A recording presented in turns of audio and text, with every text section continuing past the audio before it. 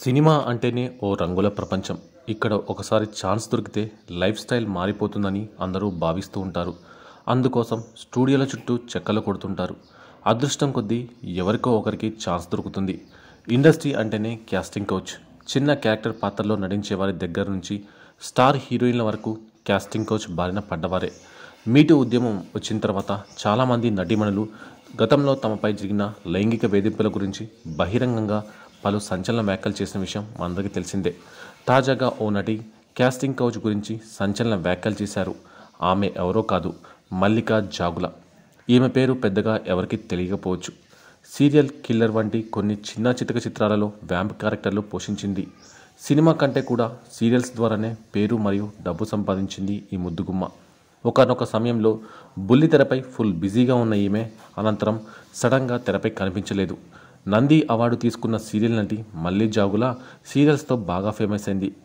మల్లిక ఆడడం కంటే కూడా కలవారి కోడలు సీరియల్ చెంచులక్ష్మి అంటే మరింత సులువుగా గుర్తుపట్టేస్తారు ఈమెని.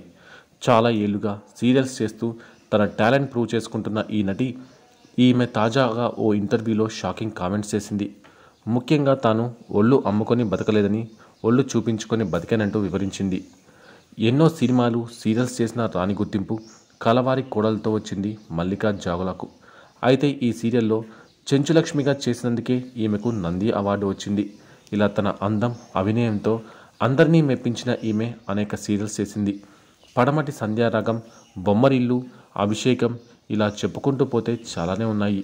ఇన్ని సీరియల్స్ చేసిన ఈమె కూడా ఇండస్ట్రీలో అనేక సమస్యలు ఎదుర్కొన్నట్లు తొలిసారి తెలిపింది. ముఖ్యంగా తెలుగు సినీ రంగంలో తెలుగు వాళ్లకు ఎక్కువగా అవకాశాలు ఇవ్వరని, బెంగళూరు వాళ్ళకే ఎక్కువ ఛాన్సులు ఇస్తుంటారని చెప్పుకొచ్చారు. నటనే జీవితంగా బతికే తనకు అవకాశాలు రాక చాలా కాలం పాటు ఏం చేయాలో తెలియక అనేక ఇబ్బందులు పడినట్లు తెలిపింది. వయసులో చాలా పెద్దవాడైన తన తండ్రి మీద ఆధారపడి జీవించాల్సిన పరిస్థితి రాగా కరోనా తర్వాత చీరలు అమ్ముకొని జీవనం కొనసాగించినట్లు చెప్పింది. పెట్రోల్ బంకుల్లో పనిచేస్తానని వెళ్తే వాళ్ళు అన్న మాటలు తనను ఎంతగానో బాధించాయని వివరించింది. తాను పెద్దగా చదువుకోలేదని, నటన తప్ప తనకు మరొకటి తెలియదని మల్లిక వెల్లడించింది.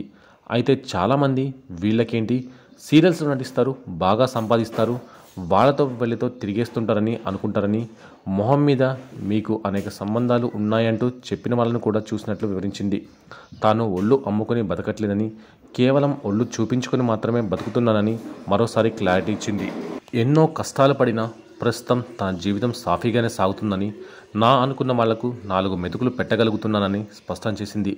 అలాగే తెలుగు దర్శక నిర్మాతలకు, తెలుగు వాళ్లకు సినిమా అవకాశాలు ఇస్తే బాగుంటుందని, కళామ తల్లిని నమ్ముకొని బతికే వాళ్లకు కాస్త పనిచ్చి ఆదుకోవాలంటూ కూడా తెలిపింది.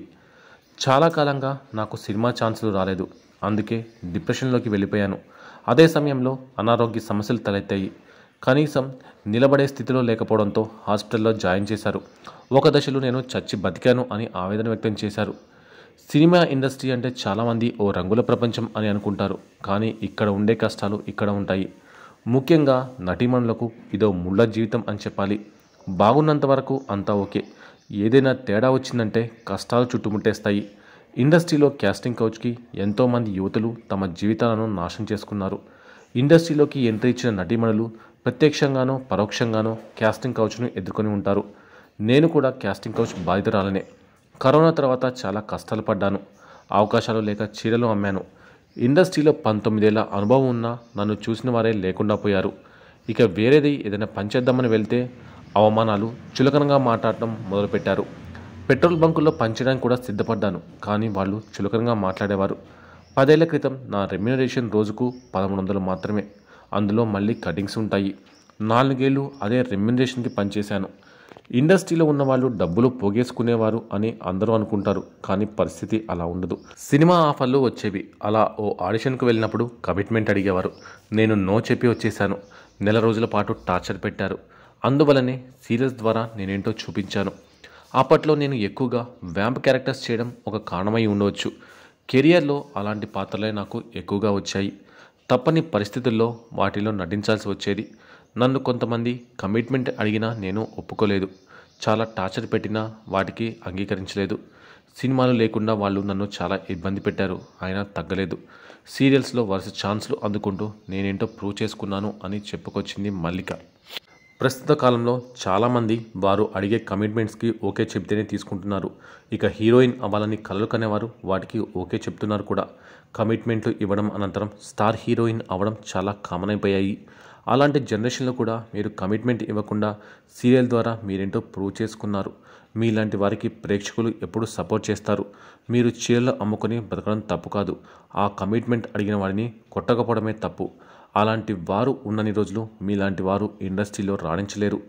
ఏది ఏమైనా ఇప్పుడు మీకు మళ్ళీ అవకాశాలు వచ్చి మీరు స్థిరపడాలని, కెరియర్లో మరింత ఎత్తుకు ఎదగాలని అభిమానులు కోరుకుంటున్నారు.